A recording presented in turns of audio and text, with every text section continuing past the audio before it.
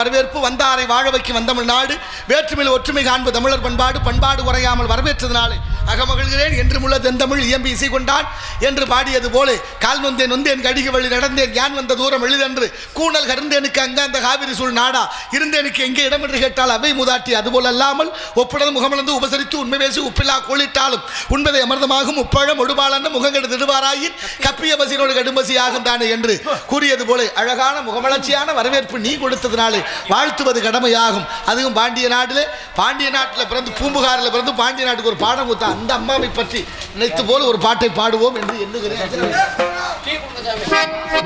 அஞ்சரை காஞ்சி பட்டுடுத்தி கத்தூரி பொட்டு வைத்து தேவதை போல் நீ நடந்து வர வேண்டும்.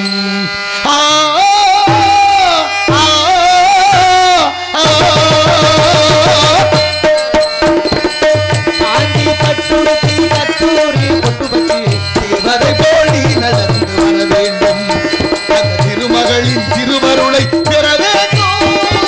திருமகளின் திருவருளை பெற வேண்டும்.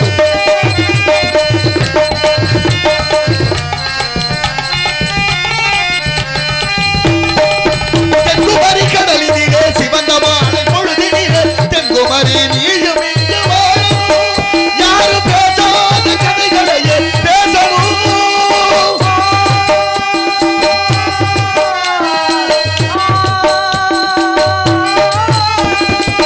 செந்தமிழ் பாடணும் சந்தனம் பூசணும்.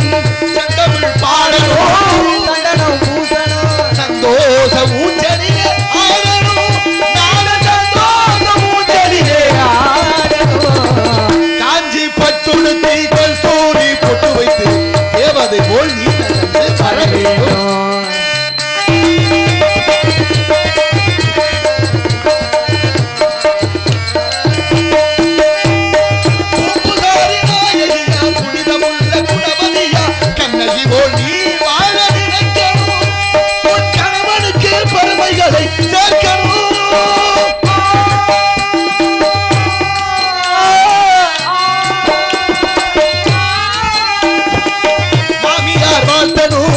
மற்றவர்கள் போற்றணும்.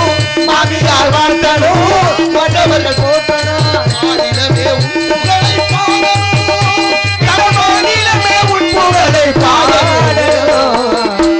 வையத்துள் வாழ்வாங்கு வாழ்பவன் வானுரையும் தெய்வத்துள் வைக்கப்படும் என்பார் தெய்வ புலவர்.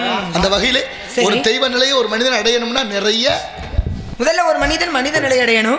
மனித நிலையில இருந்து தெய்வ நிலைக்கு போகணும். கிரகஸ்தன், வானப்பிரஸ்தன், சன்னியாசி, பிரம்மச்சாரிங்கிற 4 நிலை. சரி, அதுல முதல்ல மனித நிலை. அதுக்கடுத்து தான் ஒவ்வொரு நிலையாக கடந்து தெய்வ நிலை அடையணும். ஆமா, தெய்வத்தால் ஆகாத முயற்சி தன்னை வருத்தக்கூடிய தருணாங்க. உத்தமன் மத்திமன் அதாமன் இருக்காங்க. தனக்காக வாழ்றது ஒரு வகை, பிறருக்காக வாழ்றது இன்னொரு வகை. தானு நல்லா இருக்கணும் பிறரு நல்லா இருக்கணும்ன்றது 3வது வகை. தானு நல்லா இருக்க கூடாது அடுத்தவனை நல்லா இருக்க விட கூடாதுன்றது 4வது வகை. ஒருத்தர் வரமே காத்தியல அப்படிதான் கேட்டார். ஆமா, எனக்கு ஒரு கண்ணு எனக்கு 2 கண்ணு போனாலும் பரவாயில்ல, எதற்கு ஒரு கண்ணாவது போகணும் அப்படின்னு சொன்னீங்களே. ரொம்ப அழகான ஒரு வாழ்த்து. எப்பயும் ஒரு சிறப்பான ஒரு வாழ்த்தை கொடுத்தா அந்த வாழ்த்துல இருந்து பேச்சு அப்படின்றத துவங்கலாம். இன்னைக்கு கொடுத்திருக்கிற வாழ்த்து அப்படிங்கிறது கண்ணகி போல் நீ வாழ நினைக்கணும் அப்படின்ற மாதிரியான ஒரு வாழ்த்து. கண்ணகியோட வாழ்க்கை ரொம்ப பெருசா நிம்மதி அல்லையே. என்னைய போய் ஏன் அவளை மாதிரி வாழணும்னு நினைச்சீங்க? கண்ணகிக்கு தான் இந்த நாட்டுல செலவு வச்சாங்க. இல்ல, செலவு வைக்கிறவங்க நிம்மதியா காப்பியத்தை எழுதினார் இளங்கோவடி. ஒரு மனித வாழ்க்கைக்கு தேவை என்ன அப்படின்னா நிம்மதியான வாழ்க்கையை தவிர செல கிடையாது. இவனை புரிஞ்சுக்கணும். செலவு வச்சவங்க பூரா நிம்மதியா வாழ்ந்தானா கிடையாது. நீங்க சொன்ன மாதிரி நீங்க சொன்ன மாதிரி சிறைக்குள்ள இருக்கிற ஊரா இப்ப ஜெயிலுக்குள்ள இருக்க மாட்டேன். இதான உண்மை. ஏன்னா மற்ற இலக்கியங்களுக்கும் சிலப்பதிகாரத்துக்கு வித்தியாசம் உண்டு. நான் ஏன் பாடுனேன்னு தெரியுமா? நான் ஏன் பாடுனேன்னா கண்ணகி கற்புக்கரசி என்று பாடியதை விட அவள் காளியினுடைய அவதாரம். ஆமா, அந்த அவதாரம் என்பது ஒரு அம்மா மீனாட்சியினுடைய அவதாரம். நீங்க சொன்ன மாதிரி அது ஒவ்வொரு புலவர்கள் இருங்க, ஒவ்வொரு ஆசிரியர்கள் என்ன பண்றாங்க? அமைதியா இருங்க. ஆளாலும் ஒரு பக்கம் பேசுறீங்க, அமைதியா இருங்கண்ணே. இப்ப ராமாயணத்தை எழுதணும் அப்படின்னா ராம அவதாரம் கூட பேர் வச்சாங்க. ஆமா, பேர் வைக்கணும் பட்டாங்க, பேர் வைக்கப்பட்டது. ஆக ஒரு கதையில ஒரு இலக்கியத்துல வரக்கூடிய கதாபாத்திரத்தை பேர் வைக்கிறது ஒரு வகை அப்படின்னா அந்த கதையில எந்த ஒரு பொருளை வைத்து பிரச்சனையோ அந்த பொருளோட பேரை வைக்கிறது பெருசு தானே. சிலம்பு அப்படின்றதற்கு அதிகாரம் கொடுத்து சிலப்பதிகாரம் இளங்கோவடிகள் பேர் வைக்கிறார். ஆக பூம்புகாரிலே பிறக்கிறார். கண்ணகி. பூம்புகார் என்பது காவிரி பூம்பட்டினம். ஆமா. புகாரிலே மாண்டான் என்று ஒரு வழக்கு இருக்கு. ஆமா. ஆனாலும் கண்ணகி காளியினுடைய அவதாரம் 4 சக்தி: போர் சக்தி, அருள் சக்தி, கோப சக்தி, புருஷ சக்தி. அதிலே போர் சக்தி துர்க்கை, அருள் சக்தி உமாதேவியார். ஆக காளிக்கு ஒரு சக்தி, அது போல புருஷ சக்தி அரி என்ற மகாவிஷ்ணு. ஏன்னா இன்னைக்கு பாருங்க, சரியான முறையில ஒரு நீதிபதி நீதிமன்றத்துல அந்த இடத்துல அமர்ந்து தீர்ப்பு சொன்னது தப்புன்னு தெரிஞ்சு மாரடைப்பு வந்து இறந்த முதல்ல இருக்கிற ஒரு வழக்குனா கண்ணகி வழக்கு தான். அந்த பாட்டை பாடணும். நீ இவ்வளவு கதையை பேச ஆரம்பிச்சில்ல, இப்பதான் ஆரம்பிச்சிருக்கேன். ஏன்னா சில ஒரு நீதியை கொடுத்தது தவறாக வந்து விட்டது என்பதற்காக உயிர் போச்சு சொல்லிட்டு இருக்கேனா இல்லையா? என்ன மிரட்டுற? பொம்பளை பிள்ளையா? பொம்பளை பிள்ளையான கண்ணகியை பேசிட்டு கேட்கலாமா நீங்க? அடக்க மட்டும் பெண்ணுக்குரிய குணம் அல்ல, தனக்கான நீதியையும் நியாயத்தையும் வீரத்தோடு எதிர்த்து கேட்பதும் பெண்ணுக்குரிய குணம் தான் நிரூபிச்ச கண்ணகியை பேசிவிட்டு பொம்பளை பிள்ளையான்னு கேட்டா சிலப்ப அப்புறம் மிரட்டிக்கிட்டு கையில கொண்டுட்டு போறா சிலம்ப. ஏன்னா பாண்டிய மன்னனுடைய கையில இருந்த சிலம்பு கோப்பெருந்தேவியினுடைய தேவியினுடைய சிலம்புல முத்து மட்டும்தான் இருக்கும். ஏன்னா அவன் பாண்டிய நாட்டினுடைய மண்ணே. பாண்டிய நாடு முத்துடைத்து என்ற பெருமைக்குரிய நாடு. ஆனா கண்ணகியினுடைய தந்தை யாரு? யாருங்க? சொல்லுங்க. கண்ணகியினுடைய தந்தை வந்து மிகப்பெரிய வணிக தொழில ஈடுபட்டு எல்லா மன்னர்களுக்கும் முத்து பவளம் மாணிக்கம் எல்லாத்தையும் வந்து கொடுக்கிறவரு.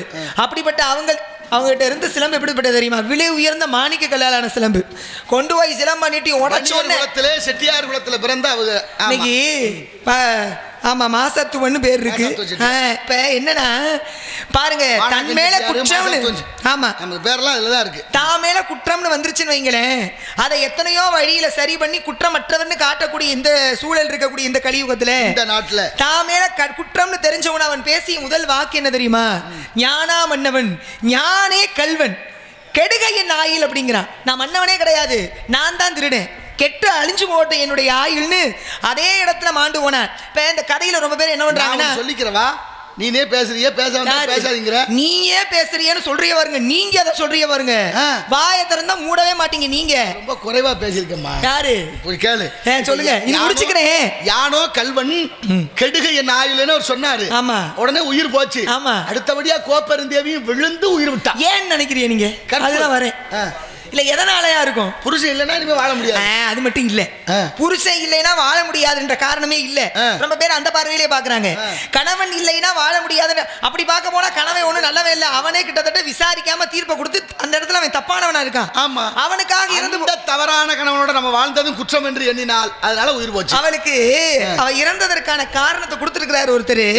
எப்படி அப்படின்னா, கணவன் இறந்து போயிட்டான். ஆமா. இப்ப கோப்பெரும் தேவிக்கு தன்னுடைய எதிர நிற்கக்கூடிய கணவனை இழந்து கையிலே சிலம்போடு நிற்கக்கூடிய கண்ணகிக்கு என்ன பதில் சொல்லுவோம்னு தெரியல. அவகிட்ட பதிலே இல்ல. பதிலே இல்லாம அவளை எதிர்த்து தன்னால பேச முடியல. அவளால அவளை சமாளிக்க முடியல. என்ன பண்றதுனே தெரியல. வாங்க அவளால் எதிர்த்து பேச முடியல. ஒரு நாய் வந்துருது. ஆமா, அது எல்லாம் அது தெரியும். அதுக்கு ஒரு கதை இருக்கு. சரி, அப்படின்னா கோப்பெரும் தேவி கண்ணகிக்கு பதில் சொல்ல முடியாமல் உயிர்விட்டா. இன்னைக்கு சில பேர் பதில் சொல்ல முடியல, மௌனமாக்குறாங்க. இல்ல மௌனம்ன்றதை தாண்டி மௌனத்தை விட செஞ்சது நியாயம் தான் வாதாடுற இந்த உலகம். செஞ்ச தவறுகள் எல்லாம் மறைக்கிறதுக்கு ஒரு கூட்டம். ஆனா பாண்டிய மன்னன் நெடுஞ்செழியன் செய்த தவறுக்காக உயிர் விட்டான். ஏன் பேசுறேன் தெரியுமா? இப்பதான் ஒரு 2-3 நாளைக்கு முன்னாடி இதை பத்தி ஆராய்ச்சி பண்ணேன், படிச்சேன். நிறைய விஷயம் இதை பத்தி ஆராய்ச்சி பண்ணணும், உங்களோட தான் உரையாடணும். ஏன்னா தம் மேல குற்றம்னு வந்துருச்சுன்னா நம்ம வழக்கறிஞரா மாறிடுவோம், அடுத்தவங்க மேல குற்றம்னு வந்துருச்சுன்னா நீதிபதியா மாறிடுவோம். அதான உண்மை. நீதிபதிக்கே நீதி சொல்ற காலமா போச்சு. நீதிபதி எல்லாம் அவங்க தன்னிச்சையா அவங்க சரியா ஆராய்ந்து ஆனா இப்ப சமீபமா ஒரு சில வழக்குகள்ல நீதி கொடுத்த நீதிபதிகள்லாம் ரொம்ப சிறப்பா கொடுத்திருக்காங்க. ஒரு சில வழக்கு கவனிச்சீங்களா? அந்த வழக்குல நீங்க தனியா பேசுற வழக்கு, அந்த வழக்கு இங்க வேணாம், உனக்கு எனக்கு வழக்கு இருக்கு வாடான்னு கூட்டிட்டு போனாரு ஒருத்தர். ஆமா, அது பக்தி வழக்கு, பரம்பரை வழக்கு. ஆமா. அப்படி இந்த கண்ணகியோட கதை என்னன்னா, சிலப்பதிகாரம் தோன்றுவதற்கு காளியோட அம்சமாக வந்து கண்ணகி பிறக்க கண்ண மதுரை அழிய என்ற போன ஜென்மத்து கதை இருக்கு. தனது இடது ஆமா உண்டுதான். தனது என்ற ஒருத்தியை அவளுடைய கணவனை கொன்றார்கள்.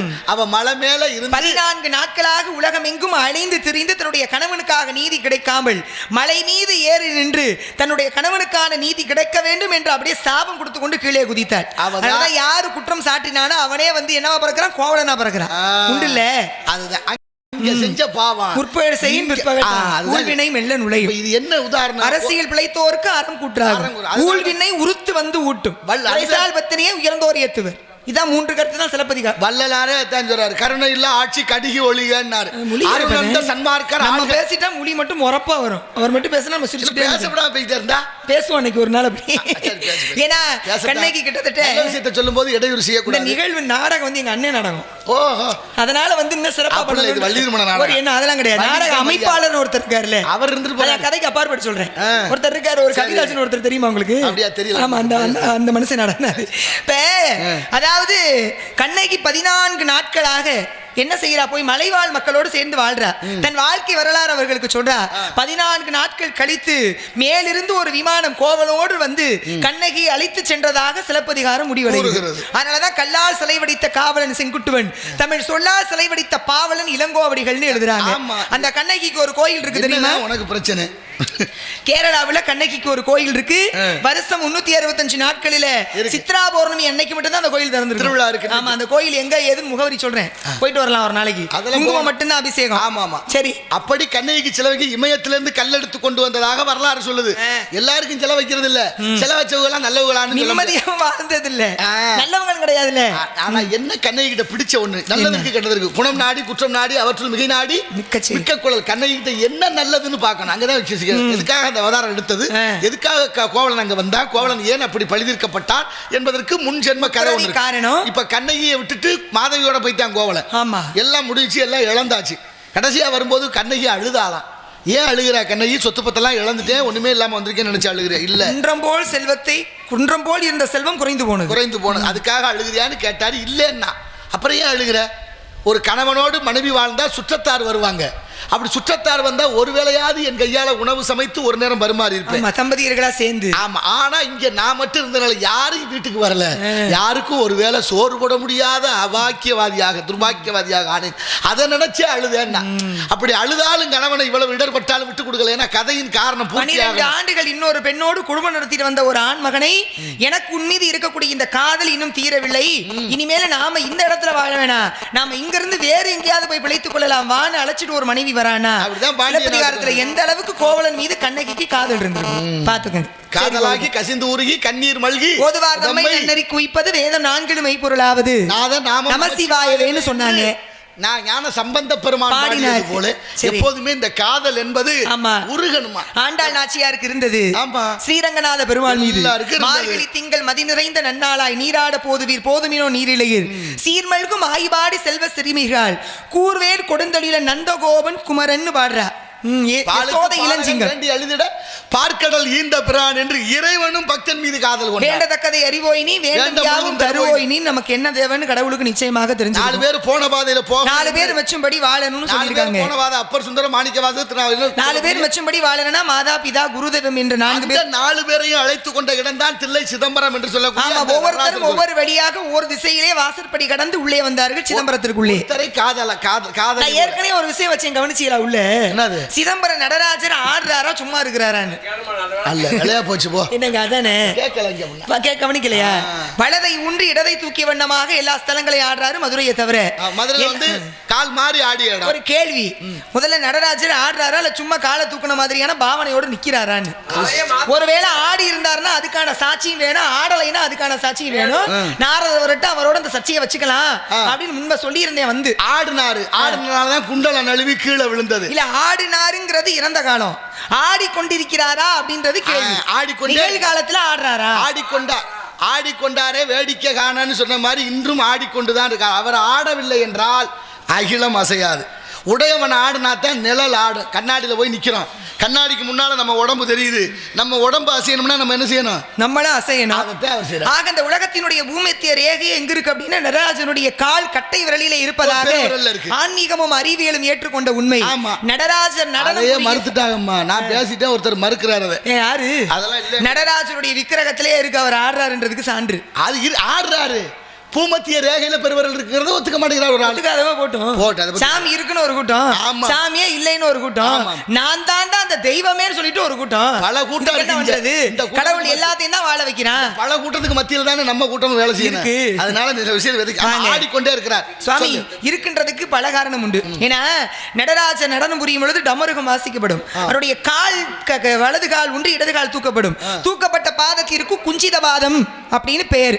நீங்க நல்லா கவனிச்சு பார்க்கணும். அவருடைய இடுப்பிலே கட்டியிருக்கக்கூடிய அந்த கச்சை, அந்த பாம்பு, அவருடைய ஜடா முடி இருக்கு இல்லையா, அந்த நடராஜருடைய விக்கிரக திருமேனியில அதெல்லாம் அப்படியே பரந்த வண்ணமாக இருக்கும். ஆமா, ஒருத்தர் சுழன்று ஆடும் பொழுதுதான் இதெல்லாம் பறக்கும். சும்மா நின்றாங்கன்னா பறக்காது.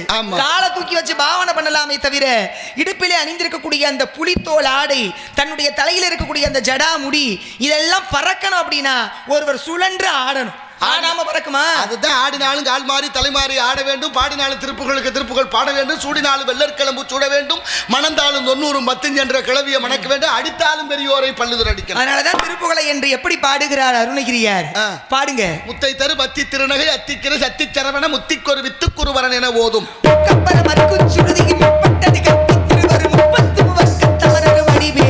பத்து தலை தத்தை கனதோடு ஒற்றை கிரி மத்தை பொழுதொரு பட்டப்பகல் வட்டத்தி வருகிற பத்தற்கரதத்தை கடவைய பச்சை பிகள் மெச்சத்தகு பொருள் வச்சத்துடன் ரட்சி தருவதும் ஒரு நாள் தித்தித்தே ஒத்த பரிபுறம் நித்தப்பத வைத்து பைரவி திக்கொக்க நடிக்க கழுதொடு கழுகாட திக்கு பரியட்ட பைரவது குத்துகு துப்பு சத்திரப்பவரிக்கு திருக்கடக என ஓது கொத்துப்பறை கொட்ட களமிசை குக்கு குகு குக்கு குகு குத்தி புதை புக்கு புடி என முது கூகை பொற்பட்டில நட்பட்ட உடலை பலியிட்டு குலகிரி குத்துப்பட ஒத்து புறவள பெருமாள். பெருமாளே என்று பெருமாளும் நல்ல பெருமாள், அவரது திருநாளும் நல்ல திருநாள். பெருமாள் இருந்த இடத்தை இராமையினால் வருந்தெடுத்து போவதே பாருங்க. அது வஞ்ச புகழ் சரியா? ஆமா, ஒரு மனுஷன் பெரிய திருவடி இருக்கு, சின்ன திருவடி இருக்கு. பெரிய திருவடி யாரு? பெரிய திருவடி பெருமான் கருடாழ்வார். சின்ன திருவடி ஆஞ்சநேய பெருமான். ரெண்டு பேரும் சேர்ந்தே இருக்கணும். ஆஞ்சநேய பெருமான் அவருடைய ஆலயத்துல அவருடைய நாமத்திற்கு பதிலா ராமநாமம் தான் சொல்றாங்க. ராமநாமம் எங்கெல்லாம் வந்து சொல்லப்படுகிறதோ அங்கெல்லாம் ஆஞ்சநேயர் இருந்து அதை கேட்பார் என்பது சத்தியமான உண்மை. ராமாயணம் மட்டும் ராமான்னு சொன்னாலே அவர் கேட்பார். ஆமா, ராமாங்கிற 2 எழுத்துக்கு அவ்வளவு மகத்துவம் மகிமை உண்டு. ரா என்ற எழுத்து நம்ம செய்யக்கூடிய பாவங்கள் எல்லாம் போக்குமா, மனம் வாக்கு மொழிகளாலே செய்த பாவத்தை போக்கும். ரா அதுதான் அண்ணா நுனினா வருடர் அளவரும்னு நன்னூல் சொல்லுது. அந்த இம் என்ற வார்த்தை என்னன்னா வர போன பாவத்தை திரும்ப வராமா இந்த மூடிக்கிறமா. இம் மீக்கு இதழ் ஒரு பம்ம பறக்கும் என்று நன்னூல் சூத்திரம். பாருங்க, சைவம் வைணவம் இரண்டிலிருந்து எடுக்கப்பட்ட அந்த ஒற்றை சொல்லுதான், ஒற்றை எழுத்து தான் ராமான்றது. நமசிவாய என்ற அந்த பஞ்சாட்சரத்திலிருந்து மா என்ற எழுத்தையும், நாராயணா ஓம் நமோ நாராயணா என்ற அந்த வைணவத்திற்குரிய மந்திரத்திலிருந்து ரா என்ற எழுத்தையும் எடுத்து ராமான்னு வச்சாங்க. சிவம் வேறு வைணவம் வேறு அல்ல. நமோ நமோன்னா என்ன அர்த்தம்? என்னுடையது இல்லைன்னு அர்த்தம். நமோ நமன்னா என்னுடையது இல்லை, என்னுடையது இல்லை, எல்லாம் இறைவனுடையது, திருவருளுக்குரியது வேணும்ல அப்படி சொல்லணும். நமக்கு மேல ஒரு சக்தி இயக்குதுன்ற எண்ணம் வேணும். எங்கெல்லாம் எல்லாம் நான் தானே தெரியுறாங்க. ஒருத்தருக்கு ஒரு உதவி பண்ணா கூட என்கிட்ட இல்ல, இறைவன் கொஞ்சம் கொடுக்குறாரு. ஆமா, என்னுடையது இல்ல. அதைத்தான் ஒருத்தர் சொல்றாரு, இந்த உலகத்துல பாவம் பண்ணினாதானே மறுபிறவி இருக்கு, புண்ணியம் பண்ணா மறுபிறவி இல்ல. அப்படித்தானே சொல்றாங்க. புண்ணியம் பண்ணாலும் மறுபிறவி இருக்கான் உண்டு, பாவம் பண்ணாலும் மறுபிறவி இருக்கு, புண்ணியம் பண்ணாலும் மறுபிறவி. எண்ணத்திலே மறுபிறவி இருக்கு. என்ன பண்ணினா மறுபிறவி இல்ல, புண்ணியம் பண்ணினது நான் தான் பண்ணினேன்னு நினைச்சா மறுபிறவி உண்டு. நான் பண்ணல, என்ன இறைவன் செய்ய வைக்கிறான்னு நினைச்சாதான் மறுபிறவி கிடையாது. ஒண்ணுதான் அழுத்தமா மனசுல இருக்கு. என் செயல் ஆவது யாதொன்றும் இல்லை, யாமறியேன் பராவரமே. பண்டு வெள்ளி கற்கண்டு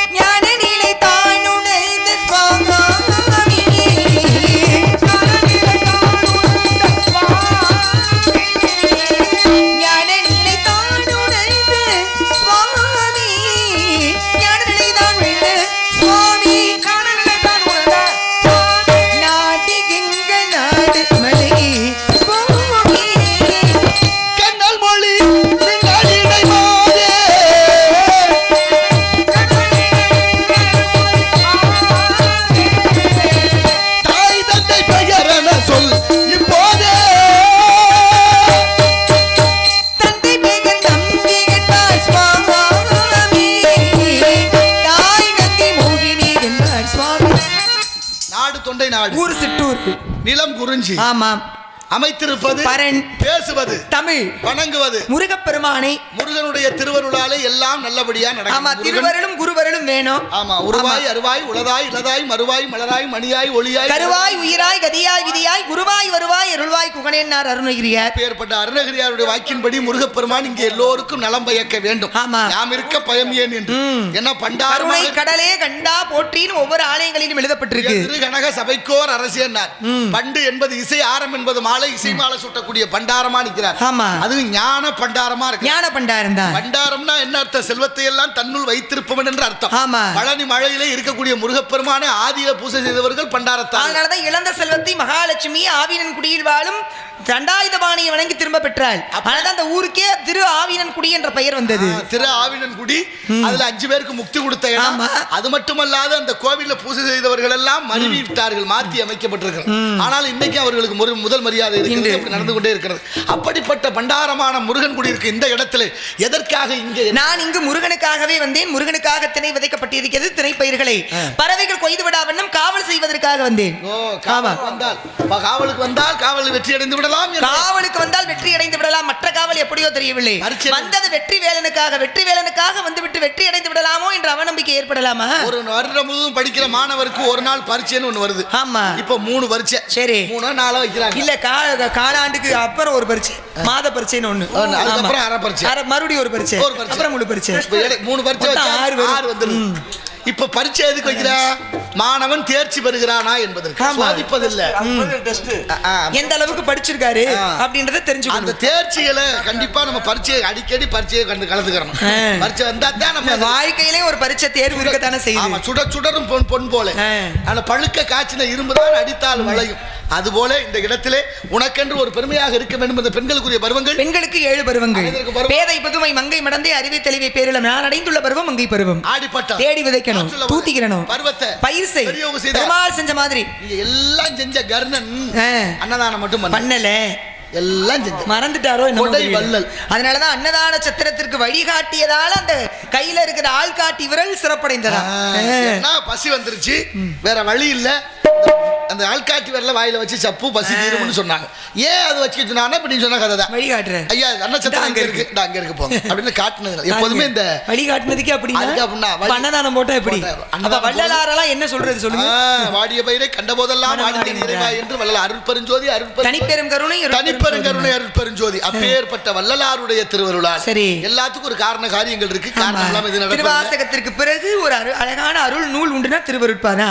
திருவாசகத்துல மாணிக்க வாசக பெருமான் எந்த அளவுக்கு சிவபெருமானையும் அருளையும் இந்த உலகிற்கு கொடுத்தாரோ அதுபோல் ரொம்ப எளிமையாக திருவருட்பா மூலமாக கொடுக்கிறார் வள்ளலார். திருவாசகத்தை ஓலைச்சுவடியில் எழுதி குடுமியில வச்சிருப்பாராம் வள்ளலார். அடிக்கடி இப்படி தொட்டு தொட்டு பாத்துக்குவார் பத்திரமா இருக்கான்னு அந்த நினைவுல வச்சு நினைவு. அதனாலதான் இமை பொழுதும் என்னஞ்சில் நீங்காதான் தாழ்வாழ்க என்று இப்படியெல்லாம் இந்த இறைவன் மீது பக்தி கொண்டு இலக்கியங்களை கொட்டி வைத்திருக்கிறார். ஆன்மீகத்து இலக்கியங்களும் நிறைய இருக்கு, அதிகமா இருக்கு, படிக்கதான் ஆள் இல்ல. பர்வகாலத்தை வீணா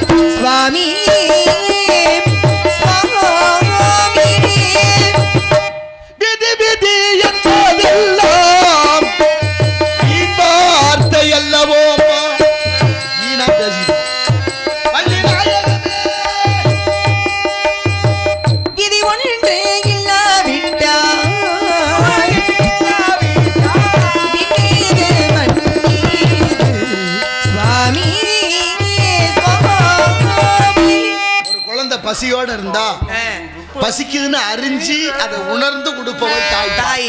அதனாலதான் பால் நினைந்தூட்டும் தாயினும் பாலுக்கு பாலகன் வேண்டி ஒரு குழந்தை அழுத தாய் மார்புல பால் கொடுக்கலாம். இல்ல ஒரு கடலையே கொடுத்தாருன்னா எவ்வளவு பெரிய வசதி இருக்கு அவர்கிட்ட இருக்கு. அதனால அவர் அவ்வளவு கொடுத்தார். வசதி இருந்து என்ன பண்ணு, ஆனால் வசதியே இல்ல. ஆண்டாள் 100 அண்டா நெய் படைப்பேன் சோறு படைப்பேன்னு வந்தாங்க.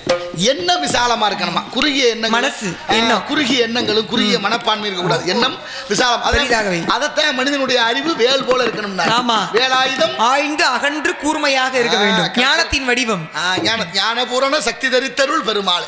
அதனாலதான் இந்த கற்பூர புத்தி, கரிவாள புத்தி, கரிமட்ட புத்தியில 3 புத்தி இருக்கு. ஆமா, இந்த 3 புத்தி உடனே பிடிச்சிக்கிறது ஒரு வகை, கொஞ்சம் காலதாமதமா பிடிச்சி இருக்கிறது ஒரு வகை, பிடிக்கவே பிடிக்காததுன்னு ஒரு வகை. பிடிக்காத வகையில நிறைய இருக்கு. ஆமா, நிறைய ஒரு பிரச்சனையா இருக்கு. ஆமா ஆமா, நாடகத்தையே கவனிக்கல, இவ்வளவு தூரம் பேசுறதே இந்த வீடியோ எடுக்கிறாங்களேன்றனாலதான் பேசுற மாதிரி. 4 பேர் பாப்பாங்களே, 4 விஷயம் பேசணுமே அப்படின்றதுனால பாருங்க. நீங்க வாட்டுக்கு பேசுங்க, நாங்க வாட்டுக்கு நடத்துறோம். வாங்க சுவாமி, அவருக்கா தெரியணும். இன்னும் கொடுமை இல்ல, 1 மணி நேரம் வேற உபதேசம் பண்ணீங்க ஊருக்கு, ஒரு புண்ணியமும் இல்ல. மாப்பிள்ள வார்த்தை அன்னைக்கு போட்டேன் பாரு. என்னங்க சரி சரி போட்டு விடுங்க சுவாமி. விதியை வெல்ல எவராலும் முடியாது. அல்லலார் சொன்ன மாதிரி நம்ம ஒரு பதில் நம்ம போவோம்.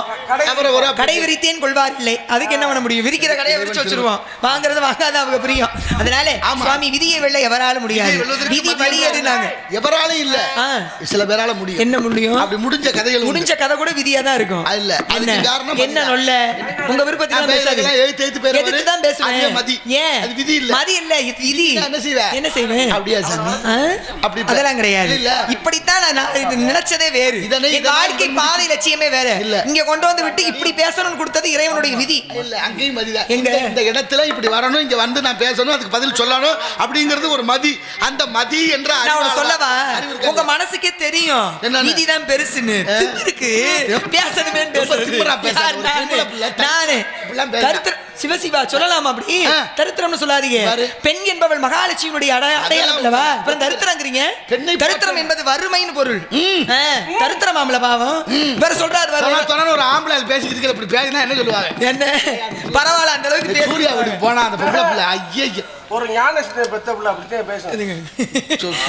எங்க விட்டாங்க, எங்க அன்னைக்கு அப்பா பூரா நீங்க அங்க வந்தாலும் குறை சொன்னீங்கன்னா, நீங்களே அப்பையும் பேச்ச அண்ணன் பேச்ச கேட்டிருந்தீங்கன்னா உங்களால பிடிக்க முடியுமா? 2 பேர் பேச்சையும் கேட்காம இப்படி திரியிறீங்க. ஏதாவது ஒரு சூழ்நிலையில மாமே பேச்ச கேட்டிருந்தா எல்லாரையும் கேட்டா அவர் சமயத்துக்கு இந்த மாதிரி பேசுவார். அப்பன் மேல கேட்டிருக்கேன். சரி இருக்கட்டும், அதனால அங்கெல்லாம் உன்னை வைக்க கூடாது. சரி, உன்னை கொண்டு போய் ஒரு இடத்துல வைக்க. எங்க கொண்டு போய் இங்க வச்சதை நீங்க இன்னும் வேற கொண்டு போறீங்க. ஆமா ஆமா, என்ன இடம் சொல்லுங்க. மாப்பிள்ளை பார்த்து வந்து கல்யாணம் பண்ணிக்கிறேன். உங்க வேலையை கட்ட ஆரம்பிச்சிட்டீங்க. என்னடா அது அம்மனம்மா ஓடுவேன்னு பார்த்தேன், இப்பதான் தெரியுது காரணம் போல. வேட்டியை கட்டி விடு. அது வாங்க மாப்பிள்ளை வட்டு வந்தீங்களா? மாப்பிள்ளை பேரு ஊரு யாரு, ஜாதகம் வச்சிருக்கீங்களா? வேலவா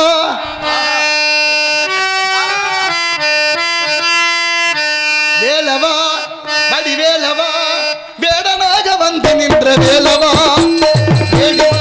அன்பரை நாடிவா, ஆண்டியாக வந்து நின்ற ஆண்டவா, வேலவா வேலவா வேலனாக வந்து நின்ற வேலவா, நீ ஓடிவா, அன்பரை நாடிவா, ஆண்டியாக வந்து நின்ற ஆண்டவா, வேலவா. வெற்றிவேல் முருகனுக்கு, மணவாளனுக்கு, முருகனுக்கு, முருகனுக்கு. சரி, வள்ளி மணாளனுக்குன்னா எப்படி ஹரோகரான்னு சொல்லலாமா? யார கேட்டு வள்ளிக்கு புருஷனாக்குனீங்க முருகனை? பாடுங்க பாட்டு. தெரியல பாரு, உங்களுக்கு நல்லாவே மனசாட்சிக்கு தெரியும். என்ன தெரியும்? நீங்க வேணும்னே துமரா பேசுறீன்னு சொல்லிவிட்டு, ஆமா இப்ப மனசாட்சி படி நீ என்ன பண்ணிருக்கான்னு உனக்கும் தெரியும். என்ன பண்ண? ஆனா முழிக்கிற மொழிய பாருங்க, சும்மா தெரியும். அப்ப மொழி அப்படியே இருக்கு. சரி அப்பா, தெரியுது தெரியுது.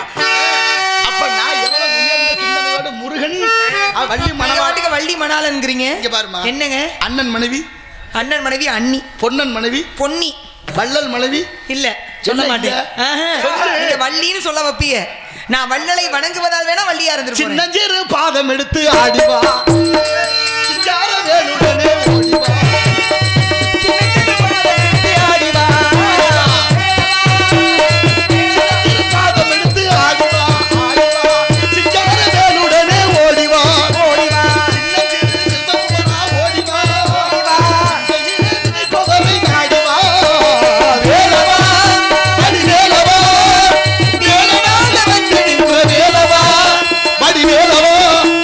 நாடிவா, ஆண்டியாக வந்து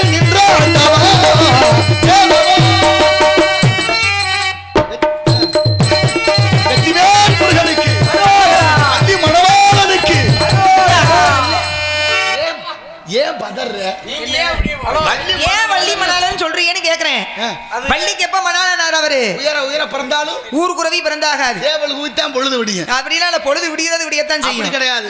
அது விடிய ஒரு வாட்டி பொழுது விடியாதோ? அப்படி பார்க்க போனா சூரியன் உதிப்பதில்லை. அது அப்படியே தான் இருக்கு. அது அப்படியே தான் இருக்கு. பூமி தான் சுழன்று கொண்டு இருக்கு. அப்ப என்ன அர்த்தம்? அதெல்லாம் சரிதான். அது நடக்க போகுதுங்கறத உணர்த்துது பாரு சேவல். உணர்த்துதுனா மாதிரி இங்க நடக்க போறத அந்த சேவலையே கொடியாக கொண்டவன் முருகன். முத்தேரத்தினமே முருகையா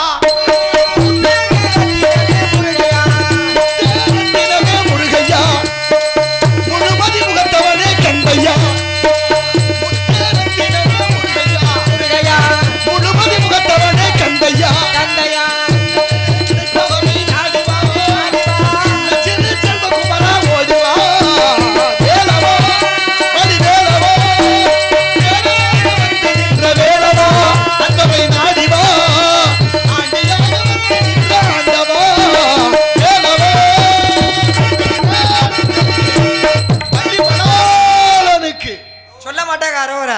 நீங்க வள்ளி மணாளன்னு இல்லாத ஒன்றை சொன்னே எப்படி சொல்றது? நீ சொல்றதே முகத்துல தெரியுது. நினைக்கிறேன் பக்தியாக நினைக்கிறேன்.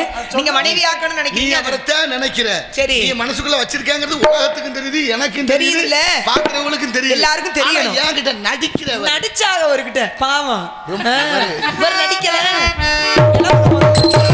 சொல்லுங்க மாட்டேன்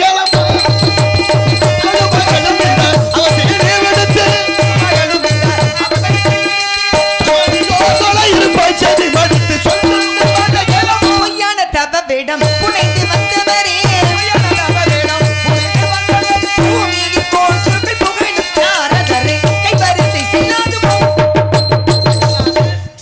செல்லும் செல்லாதுக்கு செட்டியார் என்ன சரி கேட்டுட்டு போங்க. செட்டியார் அந்த சிக்கல் சிங்கார வேலவனை வர செய்து உன்னை திருமணம் செய்து கொடுக்காவிட்டால் என்பது நாரணம் அல்ல, பிரம்மோட்சம் அல்ல, சத்தியம் சத்தியம் சத்தியம். வைத்தியநாதன் மகன் அது வரைக்கும் இரு, கொஞ்சம் பத்தியம் பாத்துக்கிறேன் போங்க. என்ன இல்லாம திருமணம் நடக்காது. நடத்தி வைக்க போறேன். ஞாபகத்துல வச்சுக்கோங்க. வந்துடணும். ஒருவேளை நடந்துச்சுன்னா இனிமேல் போற ஒரு புறம் வர வைக்கணும் இல்லையான்னு பாருங்க. பாதியில முடிச்சு ஓடி போயிடுறாரு. இனிமேல் வர வச்சிடலாம். போட்டோம் அப்படி சொல்லிடுறா இல்லையான்னு பாருங்க. அதனால முருகனுக்காக தான் வந்தேன். அந்த ஆளுக்கு அவர் ஒட்டிக்க பாரு பிடிச்சி கட்டி வைங்க. அவர்கிட்ட போயிட்டாரு வருவார். ஆமா வேண்டான்னு ஏன் சொன்னேன்? சாமியை போய் அனுப்பியிருக்காரு பாருங்க தூதுக்கு. இவர் அது சரிபடுவார். அவரு இவரே பிரம்மச்சாரி கொண்டாடி